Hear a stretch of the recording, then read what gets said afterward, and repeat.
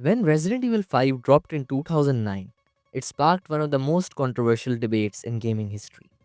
Some people accused the game of being racist due to its setting in Africa and the imagery of a white protagonist, Chris Redfield, shooting infected black enemies. But let's be real, the criticism is based on surface level assumptions rather than an actual understanding of the game's context, development, and themes. The African setting makes perfect sense for the story. The progenitor virus originated from a plant called stereotypes, which can only be found in Africa. The game takes place in Kyuju, a fictional region of Africa, showing how the virus has spread and mutated in a different environment. Just like past RE games showcased how the virus affected Raccoon City in RE2 and 3, Spain in RE4, or rural America in RE7. This was simply another setting to explore its effects. By this logic, calling RE5 racist for being set in Africa would be like saying RE4 is racist too, because Leon kills infected Spanish villagers. That argument falls apart pretty quickly when you realize RE has always adapted its settings based on the story. If RE5 was truly racist, it wouldn't have one of the franchise's most beloved black protagonists, Sheva Alomar. Sheva is not a sidekick or a throwaway character.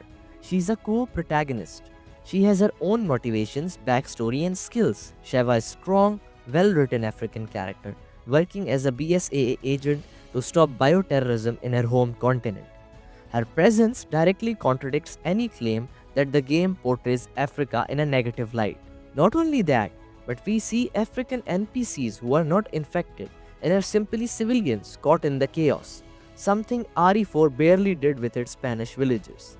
This reinforced that the game isn't trying to paint all Africans as monsters, but rather is telling a bioterrorism story that happens to take place in Africa. Sheva was also a major step forward for representation in Resident Evil. Before her, the series had very few major black characters. Capcom put effort into making her feeling authentic, hiring Karen Dyer, a black actress, to do both her motion capture and voice work. If Capcom was being careless about racial issues, they wouldn't have put so much effort into Sheva.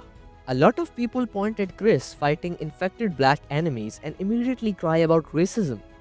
But let's not forget, from Resident Evil 1 to 3, Chris and other protagonists were killing infected white people in Raccoon City. In RE4, Leon was killing infected Spanish villagers.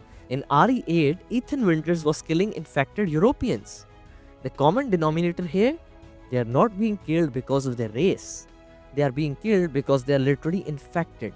They are not normal civilians. They are Magini, people who have been forcibly turned into bioweapons. The game never suggests that Chris and Sheva are fighting African people for the sake of it. It's a fight against bioterrorism, not a racial group. One of the most infamous moments that critics latch onto was the appearance of Magini wearing tribal outfits. Some saw this as a racist deception of African culture, but there is an actual explanation rooted in the game's story. The Nadipia tribe shown in RE5 has lived in the region for generations and had interactions with the progenitor virus before modern society discovered it. When the virus spreads, it affects all people in the area, including these tribes as well. There is no different than how the Las Plagas parasite in RE4 affected rural Spanish villagers. The tribal imagery is not meant to stereotype Africa. It is meant to show that the virus don't discriminate. It infects whoever is exposed to it, whether they are modern city dwellers or isolated tribes. Ironically, the real racism would be excluding tribal groups from the game just to avoid controversy, as if they don't exist in Africa at all. Capcom knew the risks of setting a game in Africa, and for that very reason, they consulted an African cultural advisor team to ensure accuracy. The game was also worked on by a diverse team including Japanese, Western, and African developers, ensuring that it wasn't just a single perspective shaping the narrative. Additionally, Kenichi Ueda, one of the game's Japanese directors, explained that RE5 was inspired by Hollywood action films like Black Hawk Down rather than any racial ideology. The game is more of a military bioterrorism thriller than anything else. If anything, Resident Evil 5 gave player a chance to experience Africa in AAA game, something that was extremely rare at the time. The controversy wasn't even something most players cared about. The actual gaming community was far more focused on the shift from horror to action, the co-op gameplay, and how the game built on RE4 mechanics. Critics and media outlets were the one pushing the racism narrative. And let's be honest, most of them didn't even play the game beyond the trailers. Much of the controversy surrounding Resident Evil 5 came from Western media outlets that looked at the game through a racial lens without understanding its core themes. If RE5 is racist, then RE4 should be called racist for making Spanish villagers violent monsters.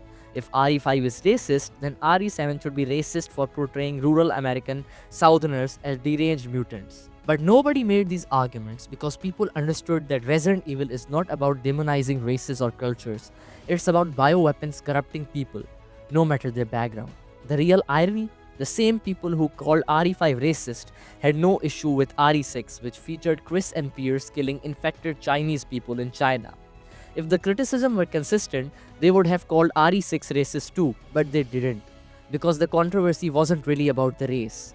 It was how people perceived the imagery without engaging with the actual story. So that's all from the video, everyone. If you enjoyed my video and want to watch more content like this, then make sure to like the video and subscribe my channel.